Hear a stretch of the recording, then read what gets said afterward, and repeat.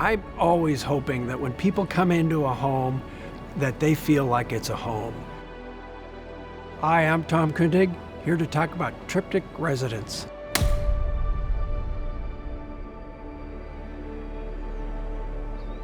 A home is successful if it never leaves your imagination. That was a special place that you experienced and you'll never forget. When you're in this home, it's almost like you've dropped the bags outside the gate and you've come into this sort of paradise.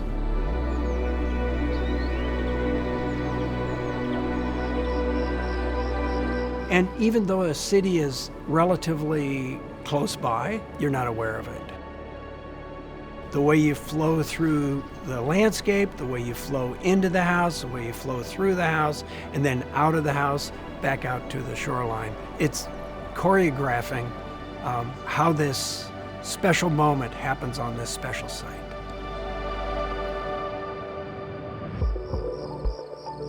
The atrium not only looks like the jewel in the crown, it was intended to be the jewel in the crown. It's the intersection between all parts of the landscape and the plan itself. So everybody that uses that home, that lives in that home, crosses not only from the outside, inside, outside through the atrium space, but also through the inside, inside, inside.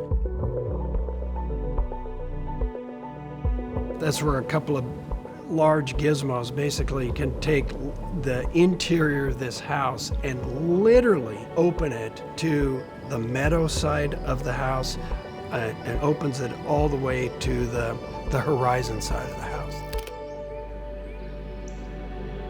Of course, the art collection was a deep inspiration.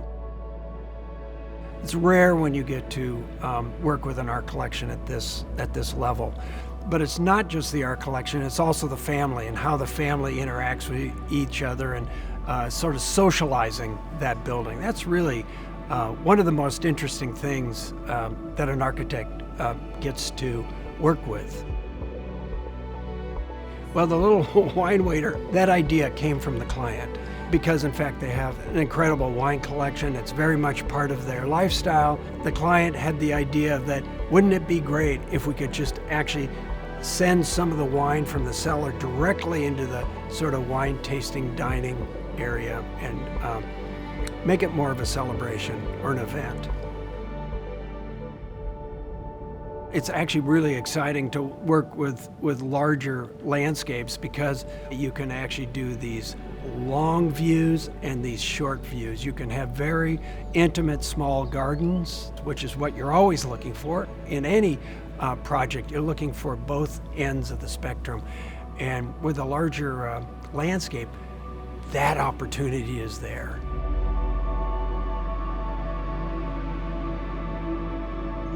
One of the reasons for more of the grid windows was there's always an interesting balance between being too open and being too enclosed. So the grid windows allow you to have floor to ceiling, wall to wall views into the garden, but still feel safe, protected. It's a refuge, it's an intimate place, it's where the family gathers together.